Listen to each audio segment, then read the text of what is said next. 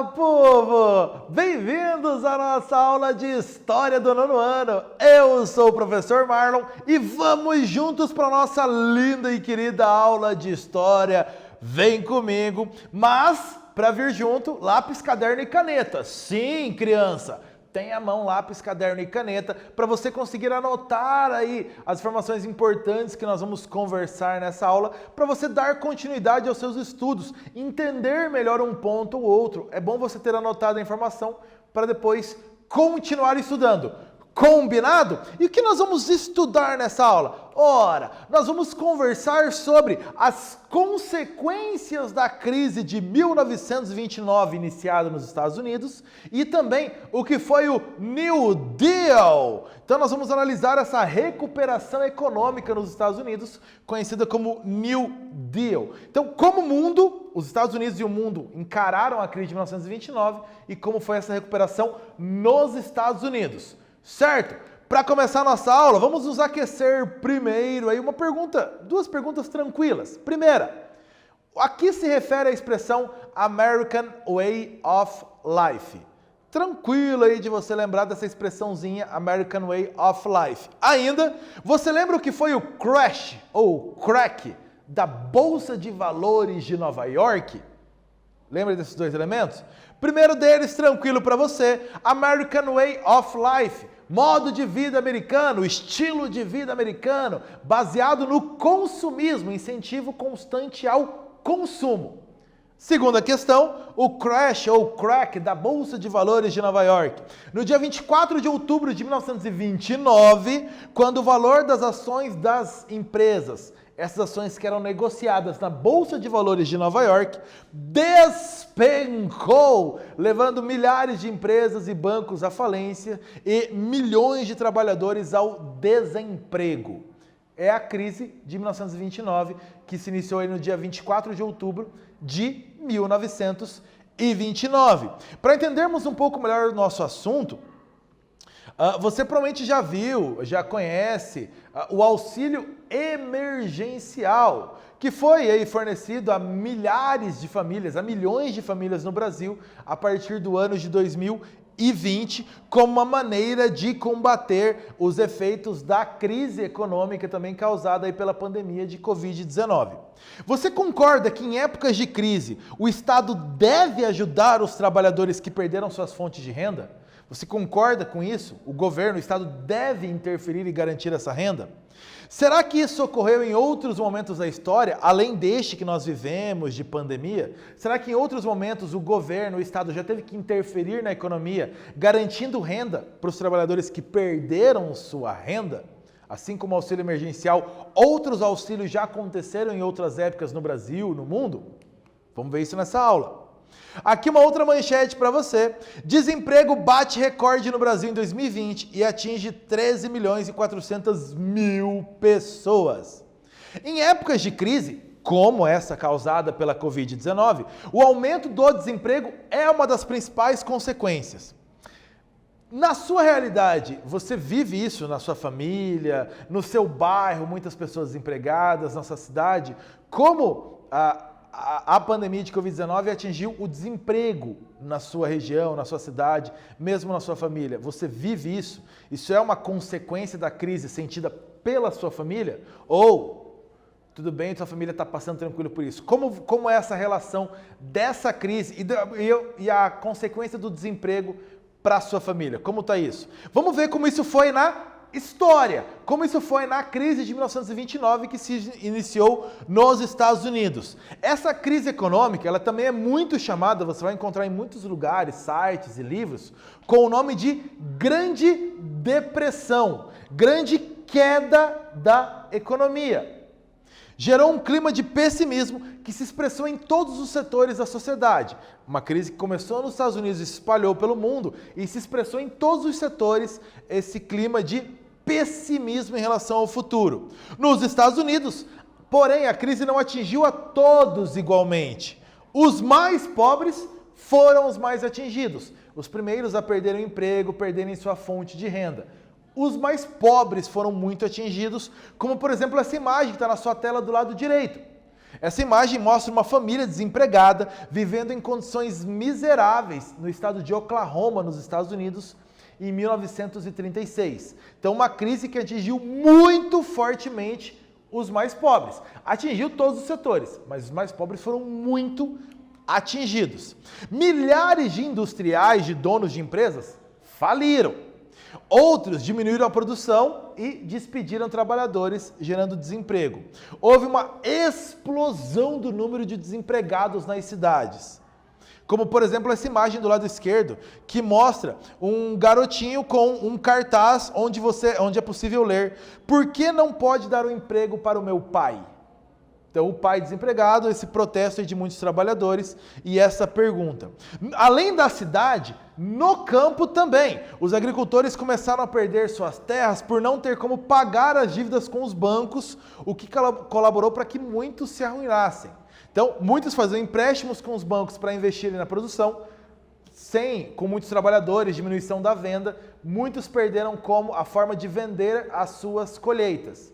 Então, os bancos cobravam, esses agricultores perdiam suas terras para os bancos. Só que havia uma outra consequência para os bancos.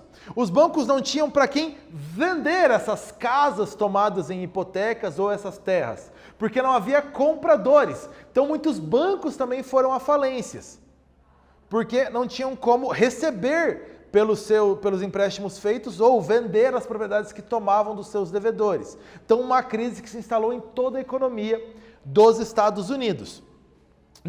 A indústria fonográfica de música reflete um pouco desse exemplo. Os discos de jazz, que na época, nos anos 1920, eles eram consumidos sobretudo por afrodescendentes nos Estados Unidos, praticamente deixaram de ser fabricados. E o jazz é uma música que reflete muito o espírito de otimismo que havia nos Estados Unidos dos anos 1920. Uma música alegre, pra cima, bem vibrante. Os anos 20, aliás, ficaram conhecidos como a era do jazz nos Estados Unidos. E aí uma imagem de um dos maiores instrumentistas de jazz, o Louis Armstrong. Então ele aí tocando o seu trompete aí na capa de um jornal nos Estados Unidos. Então o jazz também foi afetado porque boa parte dos seus consumidores eram afrodescendentes, maioria deles de população pobre, sofreram muito, muito fortemente os efeitos da crise de 1929.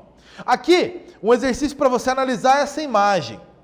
Traduzindo aqui para você, você tem um cartaz, então aqui, um grande outdoor, onde está a frase: "O melhor padrão de vida do mundo.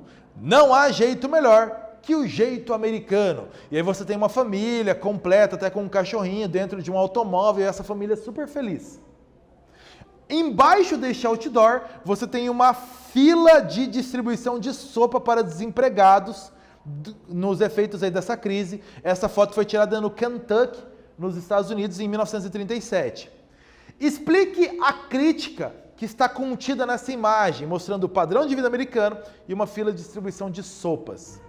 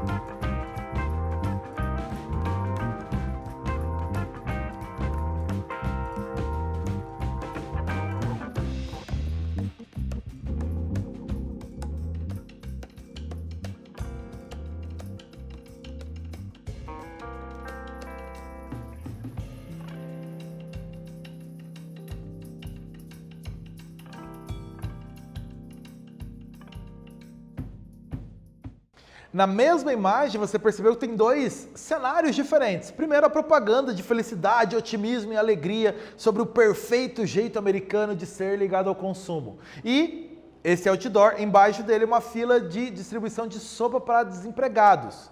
Ou seja, mostra o grave efeito da crise nos Estados Unidos nos anos 1929. Aliás, você reparou que a grande maioria das pessoas que está nessa fila de distribuição de sopa para desempregados é de afrodescendentes. Então, qual é a crítica contida aqui? Ela mostra um dos efeitos mais graves da crise, que é o desemprego e a fome, ambos causados aí pela falta de trabalho, pelo fechamento de empresas na crise.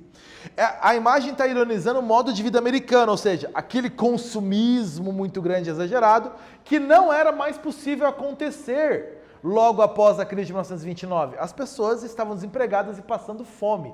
Não havia como consumir mais como se consumia antes. Ok? Continuando. Com a profunda recessão, com essa crise enorme, os Estados Unidos, como um todo, também acabou por suspender as importações e cortou o crédito, os financiamentos, os empréstimos que faziam aos outros países. Isso foi cortado. Então, pelo motivo da grave crise, investir muito mais internamente. Então, parou as importações, os Estados Unidos parou de comprar mercadorias de outros países e parou de emprestar dinheiro para os outros países, para investir internamente. Praticamente toda a Europa Ocidental e a América foram atingidos por essa medida. Os Estados Unidos, grande potência econômica, grande comprador do mundo, então parou de comprar, parou de ceder empréstimos. Isso levou a uma crise que se espalhou ao redor do mundo. Como os Estados Unidos eram a alavanca do comércio mundial, a crise logo se irradiou por quase todo o mundo. Aqui você tem do lado esquerdo da imagem, moradores do Canadá, da cidade de Toronto, em 1930, com um cartaz dizendo: nós queremos ser cidadãos, não transeuntes. Ou seja, não queremos ficar vagando pelas ruas desempregados, queremos ser cidadãos. Então, no Canadá também esses protestos aí por causa da crise iniciada em 1929 nos Estados Unidos. Os Estados Unidos reduziram tanto também as exportações quanto as importações. Isso em cerca de 70%. Eles praticamente pararam de comprar produtos de outros países. E isso levou a uma crise no Brasil também. O Brasil, que na época era um grande exportador de café. Então, o nosso grande produto aí até meados do século XX, o café, os Estados Unidos era o grande consumidor desse produto. E então, parou, diminuiu as exportações de café. E isso atingiu gravemente a economia brasileira, muito dependente do café. Principalmente na região sudeste, São Paulo, Minas, o Rio de Janeiro, um pedaço do Espírito Santo, o norte do Paraná, gravemente atingido, porque a produção de café agora não era mais vendida, então os produtores de café também entraram em crise. Falência de muitos produtores de café. Os preços caíram violentamente e os fazendeiros foram à falência. Uma das medidas tomadas aí no governo do Getúlio Vargas foi o que mostra a imagem. Na cidade de Santos, o governo ordenou a queima de sacas de café. O governo brasileiro comprava o café para poder queimar este café, jogar fora, para tentar com que os preços então se valorizassem e não atingir tão fortemente os produtores. Então, medida aí tomada pelo governo brasileiro, como nessa imagem, a queima de milhares de sacas de café em Santos, porque esse café não conseguia ser vendido. E aqui um mapa que mostra na sua tela toda aí, enchendo sua tela, como essa crise se espalhou pelo mundo. Ela atingiu a América com queda nos preços do milho, queda nos preços do açúcar, do café, da carne, diminuição das exportações desses outros países. Na Ásia, queda do preço da borracha. Na Oceania, queda do preço da lã. Na África, queda do preço do cacau. E na Europa, queda do preço do algodão e de outras indústrias que perderam seus valores. Então você repara que a partir dos Estados Unidos, os países que tinham grandes negócios com os Estados Unidos foram muito afetados. Os Estados Unidos pararam de comprar esses produtos, o que levou também nesses outros lugares a uma superprodução e a queda dos preços também. Então, uma crise que começou nos Estados Unidos, mas se espalhou ao redor do mundo, atingindo os países que tinham relações comerciais com os Estados Unidos. Um exercício para você, acompanhe a leitura do texto comigo agora. No pior período da depressão, que é entre 1932 e 1933, 22% a 23% da força de trabalho britânica e belga, 24% da força de trabalho sueca, 27% da força de trabalho americana, 29% da força de trabalho austríaca, 31% da força de trabalho norueguesa, 32% da força de trabalho dinamarquesa e nada menos que 44% da força de trabalho alemã não tinham emprego. Então esse texto do historiador Eric Hobsbawm. Com base nesses dados, o que se pode dizer sobre a Europa no início dos anos 1930? Segunda questão, por que a Alemanha foi o país europeu mais atingido pela crise?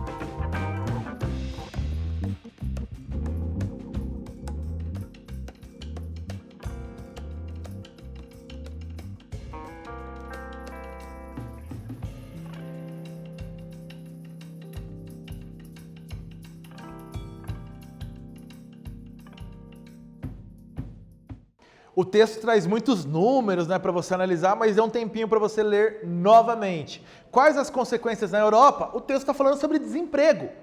Muitos países europeus atingidos aí pelo desemprego. Porque a Alemanha foi esse país mais prejudicado, a Alemanha ainda estava sofrendo os efeitos lá da derrota na Primeira Guerra Mundial, principalmente com as exigências lá feitas no Tratado de Versalhes. Então, quando a Alemanha estava se recuperando, um novo tombo na economia. Então, a Alemanha foi fortemente atingida ainda por causa dos efeitos da Primeira Guerra Mundial e do Tratado de Versalhes.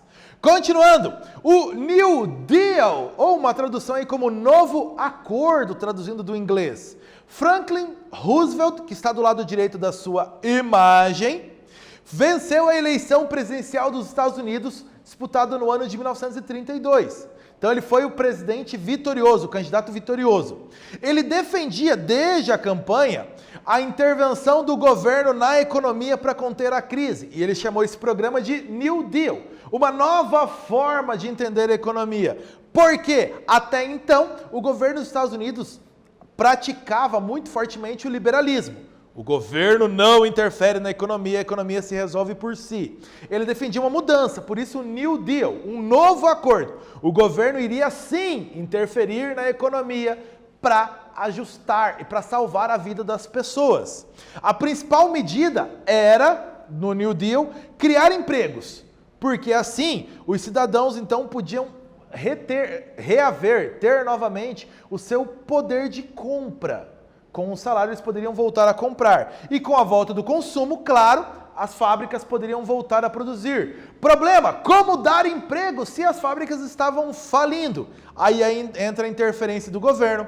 Jovens, por exemplo, eram contratados para serviço de reflorestamento. Então contratava-se milhares de jovens para replantar florestas. Era um trabalho com remuneração. Ainda, contratação de empresas para construção e conservação de obras públicas, como por exemplo estradas, prédios públicos, pontes, praças, escolas, entre outros. Então, o governo contratava empresas para fazer obras públicas. A construção de asfaltos, de estradas, de pontes virou uma marca desse período. E aí, essas empresas pagavam os trabalhadores, então, com recursos que vinham do governo, pagavam os trabalhadores, volta do poder de compra. Havia empréstimos para manter a produção agrícola e industrial. E política de proteção aos trabalhadores. Quem ficasse desempregado também poderia receber um valor do governo. E havia subsídios para os agricultores produzirem menos. Então, para o agricultor não ter tão forte sua produção, produzir menos, o governo ajudava. Bancava uma parte da produção para que esse agricultor não produzisse tanto e os valores das mercadorias voltassem a subir. Então houve uma interferência clara do governo na economia dos Estados Unidos. Esse exercício agora, para a gente ler junto, um discurso do presidente Roosevelt, logo após ele tomar posse como presidente dos Estados Unidos. É o primeiro discurso dele à nação toda, que foi feito no dia 4 de março de 1933. Acompanha um trecho inicial. Nossa maior tarefa é colocar as pessoas para trabalhar. Isso pode ser realizado, em parte, através do recrutamento direto do próprio governo, através de emprego, realizando projetos muito necessários para estimular e reorganizar o uso de nossos recursos naturais. Então, você pode ler o trecho todo nesse link que está aí na sua tela. Porque a principal meta do New Deal era combater o desemprego.